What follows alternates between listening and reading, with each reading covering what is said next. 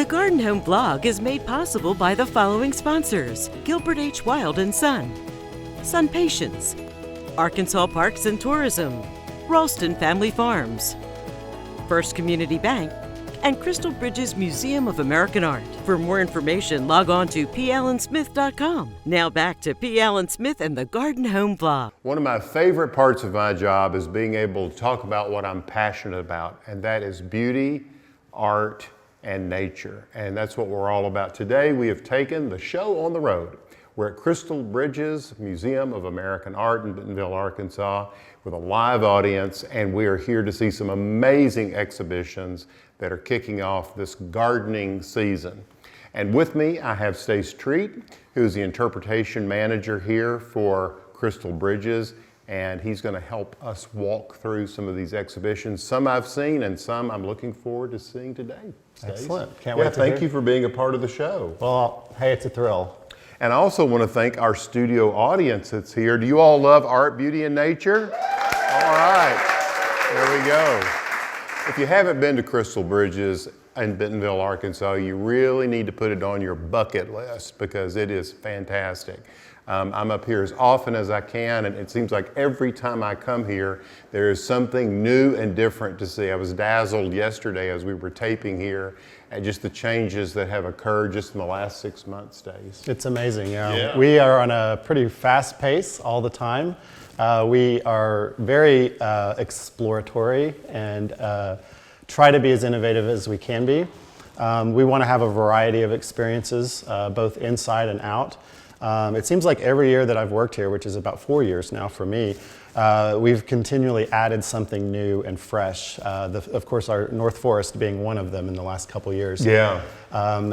Beautiful Woodland Garden. You had a time there yesterday, Yes, just right? yesterday we went through, and I was so impressed with what I saw, and lots of new plantings, a focus on natives, but they're also integrating some plants that aren't considered North American natives that are deer resistant. Yeah. Which is always appealing to our gardener friends out there to learn about those plants. But also adds a little pizzazz to the garden as well. Yeah, and we have an exhibition out there now called Color Field, which is literally all about color. Now that's the one I want you to really talk about because I haven't seen that one yet. Oh, okay. And it's tied in with this exhibition that's actually here in the museum. Yes, we have an exhibition inside called Nature's Nation, which we'll talk about in a minute as well. But Color Field is this, the whole idea behind it comes from a mid-20th century painting kind of movement, if you will, called color field painting. Yes. And a lot of people might be familiar with Jackson Pollock or Helen Frankenthaler or Mark Rothko, Fallroth Hines. A lot of these artists were exploring the interrelatedness of color in a very abstract way, right? Yeah. So it was about resisting representation and really exploring how color impacts the viewer, how the arrangements of colors can also inspire or help people think more about the relationship to color. So what we've done is we decided we would transplant that outside. And one of the Wonderful idea. Yeah, one of the fun things about that, putting it in the forest, is forests are full of color. Absolutely. And in small ways and large, depending on the season. And so this exhibition will actually be up into the fall when we get our fall foliage, which is really big here. So that there will be a changing forest experience as this is there. And a changing color palette. Exactly. Yeah, exactly. That's wonderful. My second book was on color, and I have to say, out of the 6 books that I've written, the book on color was probably the most satisfying for me as an artist. And I just think that color, focusing on one element of design, which is what you're doing here, is really fantastic because it allows people to understand that principle in a broad way. I mean, not only in these mid-20th century pictures, but also in how we see it in the landscape. Yeah, and color really, focusing on something, as you just said, really helps to focus your mind, help you think in very specific ways, And when you can do that, then you start recognizing relationships with other things and other design elements or artistic points, right? Absolutely. And so there's so many parallels. yeah, there are. I mean, I've been kind of excited to talk to you about these ideas because you explore them in interesting ways yourself. Maybe in a different context, but also in the same context. Well, I think more similarly than not, because, for instance, I did my graduate work in England, and one of my professors, who was fantastic, we went around and looked at a lot of 18th century landscapes, and he drew from sort of 18th century thinkers about the landscape, which is, you've got some wonderful Thomas Coles in the exhibition. Oh, yeah. I was English. Going to ask you about that. Yeah, I love those thoughts on pictures. that? I was like, if I could have anything in there, it'd be one of those. They're fantastic. But Thomas Cole came from England. He really got excited about what he saw in America, the sublimity of the American landscape. And but Professor Baldwin always used to talk about good garden design is good picture making. And what you're doing is you're sort of framing that picture. And we used to have to take these cardboard cutouts that were almost like mats, and we would look at the pictures. And that's what these 18th century ladies and gentlemen were doing on these estates with the help of people like Bridgman and Brown and Repton and so forth. Wow, that's really exciting. I mean, one of the things that in Nature's Nation, this show that we have up right now, is really a show about the relationship between art and the environment. And it goes back 300 years. Yes, it does. There's I also, the art history geek part of us at Crystal Bridges are like, there are paintings and objects in this show that are literally a walk through art history, American art history. There are artists, there are actual paintings that rarely leave their home institutions. So like some of the Coles, we have some very iconic, Hudson River School painters. Yummy. Yeah, yeah. And Can't wait to get in there and see those. There's actually Thomas Cole's sketchbook in there. Get out. So you're saying framing? Be still my heart. Yeah, hang on. Yeah. It's open where he sketched a scene and the painting is right next to it. Exactly what I'm talking about, right? He was capturing those. And this really came from the Grand Tour. A lot of these 18th century aristocrats were going on the Grand Tour, and they were buying up the works of Claude Lorraine, Nicolas Poussin, and so forth. And they really are the progenitors of the English landscape movement, which was this moving away from a very formalistic approach to the landscape to all of nature is a garden, as Alexander Pope said. Yeah, so that's really tremendous. Some of the techniques I paint, and I also design gardens, and I also love gardens, and I love to see really good gardens. And I've had the good fortune to spend a lot of time with English garden designers and artists, as well as Dutch. And I know that Pete Oldolf has been here. He's a good friend. He's a Dutch, I think, painter. Paints with plants. But some of the principles that you learn is that if you want to create a space that feels more expansive, you use a different color palette completely. I mean, you're using light greens, you're using blue, you're using purple, you're using colors that represent the horizon line, which creates this sense of expansiveness. Whereas if you want to create a sense of enclosure or you want to foreshorten a composition, then you bring in warmer colors. I mean, red being the most arresting, that sort of grabs your attention. And so if you have a garden that's the size of this room and you want to make it feel larger, what you don't want to plant is something like cardinal flower, which is screaming red. Right. But you want to fill it with blue hydrangeas or something like that, that just makes it feel expansive and goes on and on, or white. Something like that. Yeah. I can tell you wrote a book on color. Well, and I loved it. Yeah. Oh yeah. Yeah. Typically, I don't. People say you've written 6 books. You must love to write, and I say no, but I do love to have written. Yeah. It's nice to have one finished. Yeah. Well, 6 is impressive. Well. We also have another fun thing that we're doing. We just redesigned our studio, which is an art making studio in our museum. Really? Yeah. We call it the studio. Now this is news to me. I feel like I try to keep my finger on the pulse of Crystal Bridges, but this is We always have something up our sleeve. You do. Tell me more. So we've had this, what we call the Experience Art Studio since we opened, and we hadn't really changed it since we opened. And it's a space, for those of you who have been to the museum, for example, it's kind of right off of the landing where we have down by the pool, the pool of water, and it's off of one of our galleries. As you come down, a lot of people might know the Gabriel Daw plexus string art piece that's in a stairwell. It's kind of down to the bottom of that and over. And so basically, it's for anybody that wants to make art to come in and do it. We have activities. We actually show up this afternoon. Do it. Yeah. Well, you said you're a painter. I'm feeling the urge. Yeah. We've got all kinds of stuff, and it is for adults as well. It's for all ages. Oh, good. It does. Well, I do have an inner child I can release and do children's art. In fact, a lot of my art looks like children's art. You'd fit right in, right? Good, yeah, absolutely. But we also have these a new thing that we call totes, and they're designed to go outside and into the grounds. Into the North Forest and other places.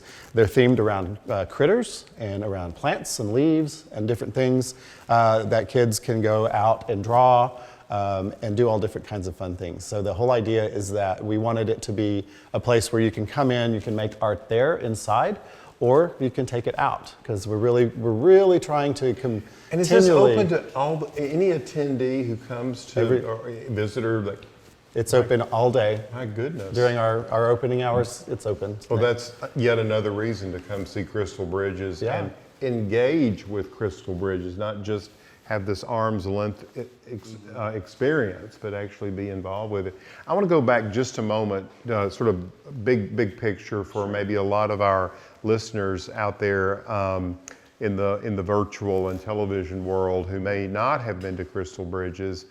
Just a thumbnail history. You know, Moses Softy, the architect. You know, there's this wonderful collision between him and Alice Walton. They love each other. She says, "You're my man. You know, create this here on our family property in Bentonville."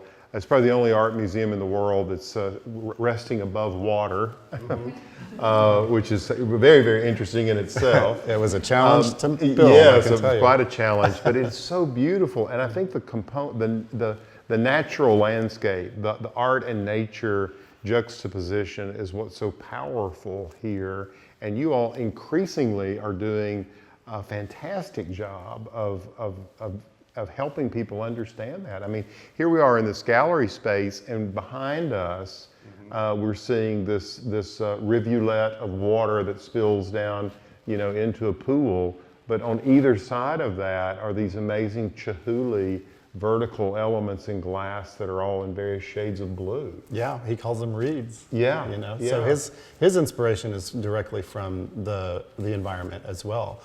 When we had an exhibition of his 2 years ago, that's how we opened the North Forest, was with the Chihuly exhibition. I was here. I remember it. That was.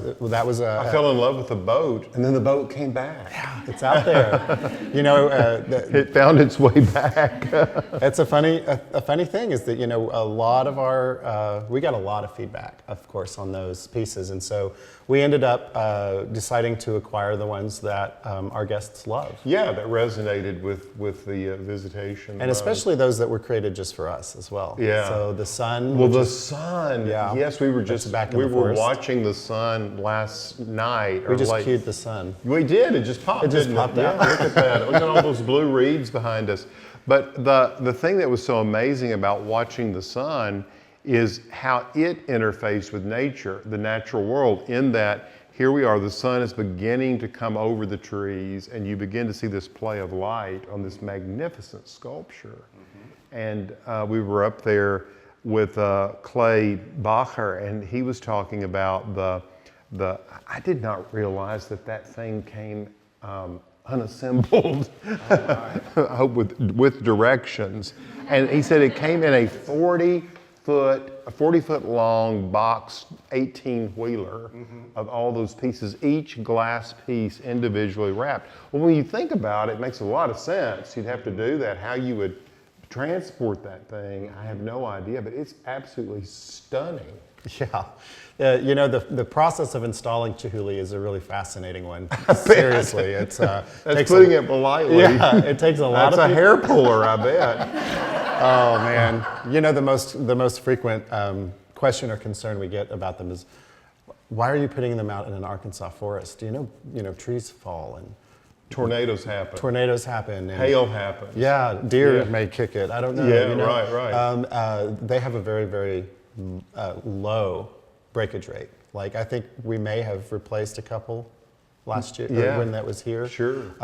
And so a lot of people are very worried about their fragility. Yeah. Well, I can see why. Of course. They do look, and that's part of their allure, I think, isn't it? It's kind of like nature itself It in some is, ways. very you know? fragile. There's a fragility to it, yet a complete resilience. There is, yeah. And that's It's something I love juxtaposition, about, especially putting these pieces in nature, like behind us here, or the floats that are on the pond in front of us. You know how they just sort of become one with the water, and with these dazzling pops of color and pattern. Almost emerging in the water, and then there's the relationship to one another. You know, there's 14 of them out there, so it's kind of fun to ask anybody that works here. They'll tell you that they have moments every day when they're walking around where they'll just stop and look at something. It's pretty wonderful to have that experience in your work environment. Yeah. Probably much like your crew and your Well, farm. it is. Yes, indeed.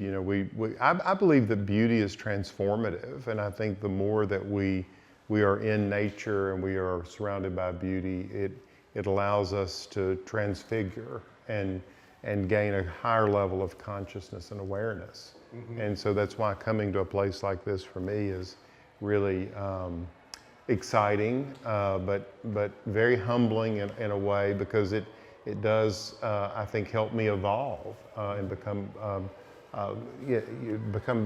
help me reach my higher and better self. Mm-hmm. Yeah. I was going to say, I figure you've traveled, like you say, you've seen many gardens all over the world and the country. Yeah. You've also been to many museums. Yes. How do you take that experience back to your creative space? How would you describe the relationship? Well, of all the museums that I've visited, there are few that really integrate nature in the way you all have here. It's very, in some cases it's sort of it's kind of over here to the side, and we give it a little attention. But here it feels wholly integrated, like from the very beginning. It's like Alice said, look, this place is beautiful. I want a part of it, and Moshe got that, obviously. And so you're going through and you're seeing all this art, but you're also looking through these windows and you're seeing this beautiful Ozark forest and this beautiful clear water that's running under it, and it's really a transformative experience. Yeah, it's funny, Moshe, one of the things that we do like to tell people on the architecture tour, but I'd love everybody to get it, I think a lot of people get it, is that the whole purpose of going through the museum in many ways is to spend time with the art. So you go into a gallery. When you move from one gallery to the next, there's a moment where you pass through a portal that allows nature to come in. Mm-hmm. So there's a bridge from the first gallery to the second gallery, and then you come down and there will be windows, and then you'll go out on what's our bridge gallery. We have two boxes, right, where you go through two different galleries, but then you come back out and you're still surrounded by nature. So there's the entire process and experience of going through a museum is a constant art, nature, with architecture as your It guide. is, and one of the things that I use as a designer is this idea of surprise and delight, and you all deliver on surprise and delight. This idea of mystery and being sort of pulled through, I want to see what's next, I want to see what's next. Mm-hmm. This constant sort of desire and intrigue to be pulled through and see what awaits you is, I think, an element that we often forget, and you certainly have it here. It delivers in spades. I want to go back for a moment, if we could, Stace, and talk just a minute about, so we're talking about 300 years of the impact of really man on the landscape and art. It's more complicated than that. But let's talk about the future. What does this exhibition say to those who come through and see it and say, how do we need to look at our landscape going forward? And help me understand that. Well, the exhibition's organized in 3 different parts, and the first, it's roughly chronological. And so the first part is kind of looking back to the early years, right, of the European conquest, colonization and thing, but also those moments where the fascination with the pristine landscape, with the westward expansion. Right. So there's that first part that's really about thinking about the almost idyllic kind of idea, and reverence for nature and the landscape. There was this whole idea of utopian societies, the idea of the noble savage, and all these things really resonated with the Europeans. Very much so, yeah. And that translated into their art. Then, and there was also, this sort of mythology of westward expansion, of the manifest destiny, so to speak, of that kind of concept. Sure. Then we get into a section that really starts looking at industrialization. And how industrialization, whether they're urban environments or that westward expansion, the kind of mythos of the buffalo, but the fact, there's probably one of the most disturbing images in this entire exhibition is a picture that you'll see of a couple of guys standing next to this huge heap of buffalo skulls. And so that is sort of about the near eradication of that animal, that species, at that time. And so one of the things it does is it has, as we move through it, we're constantly kind of in awe of nature, but the artists are also asking us to reflect on our practice in nature. And so this idea of, do we own it? Are we the top of the level, right? That then as we get towards the end, you start seeing these artists also trying to grapple with, climate change, right? And how it is that the decisions that we're making now or not will have lasting impact for our future. And that they absolutely do, and everybody and every decision they make every day makes an impact on that. It does, and so we all have a responsibility. I can't wait for you to see that show. It's really wonderful. And then we're standing here where we're at now is sort of a reflection space where we have a lot of information about land conservation, energy conservation, gardening and food sources, water quality, things like that, and how people can sort of become involved or learn more. If you want to go back a moment to that sort of transformation of the landscape and what man's impact on that has created, I mean, just the almost extinction of the bison and the elk. I mean, in this, literally here in this county, Benton County, Arkansas, in the early 19th century, there were bison, there were elk, and there are no bison today. The elk had to be restored. And there were open meadows that were a part, and what happened is, as I was always taught, nature abhors a garden or an open space, and it begins to reforest over time.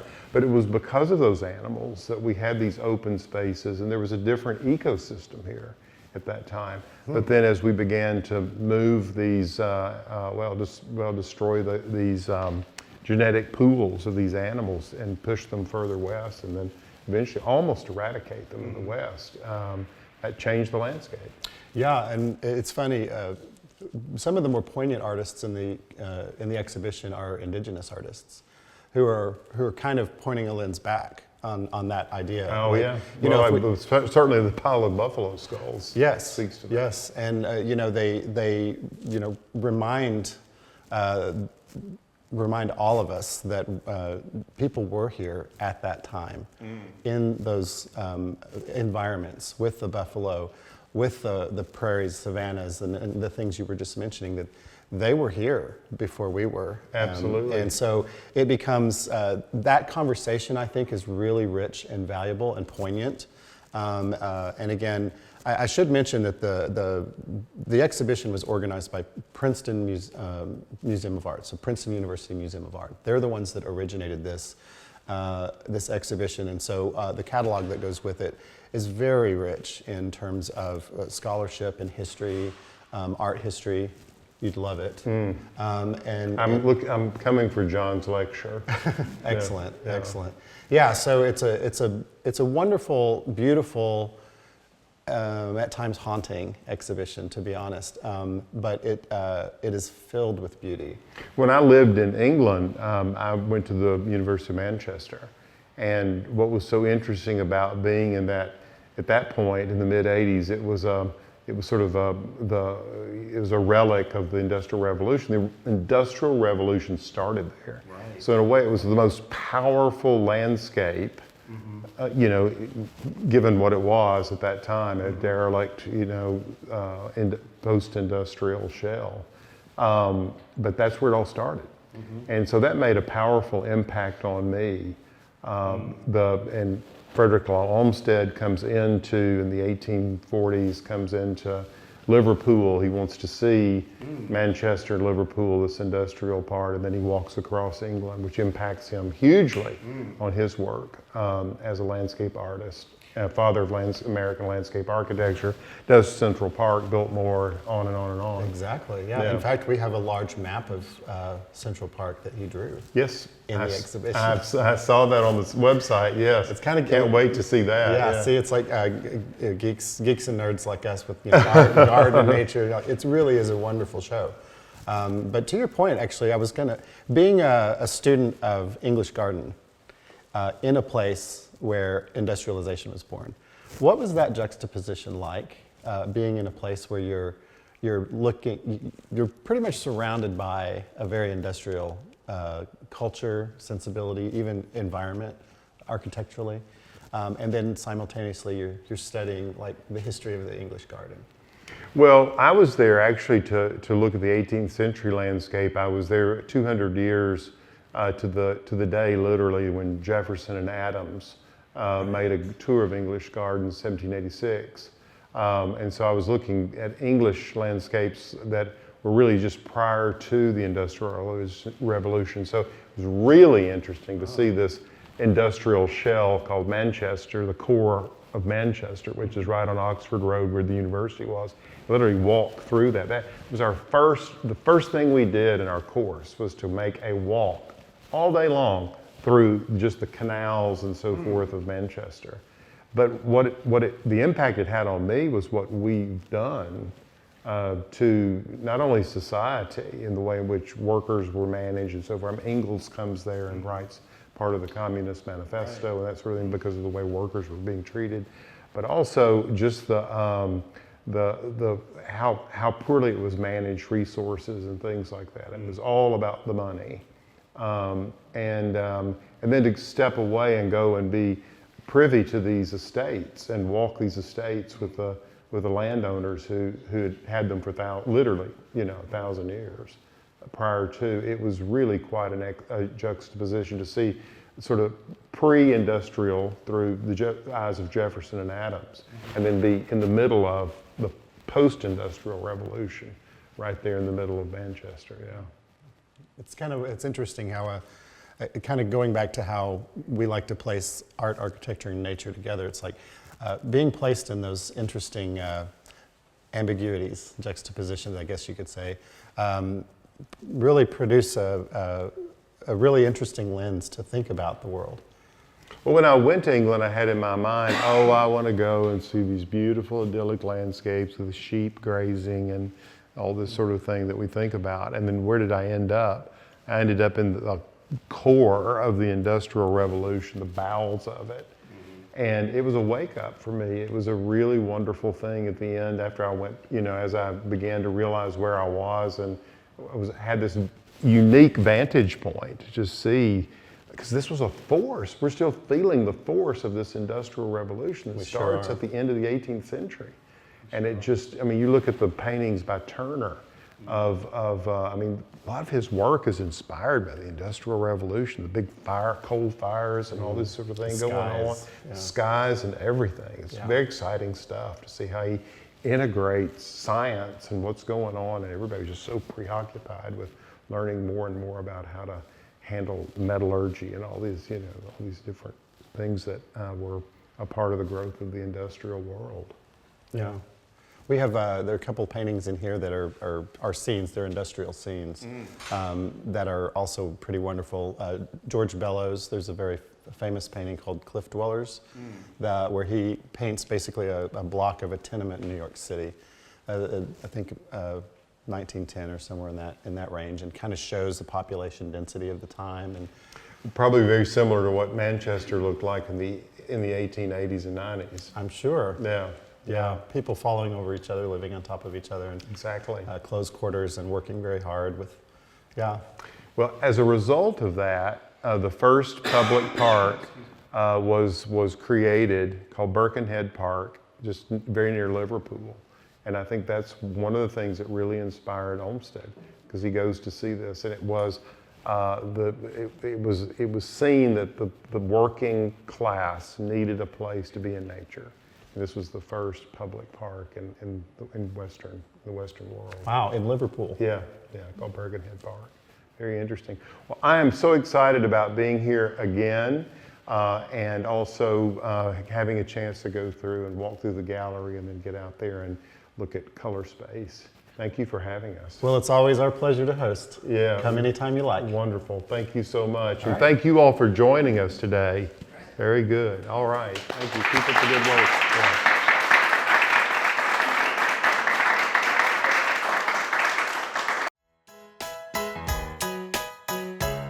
If you like this video, be sure to subscribe to my YouTube channel and be sure to ring the bell for notifications.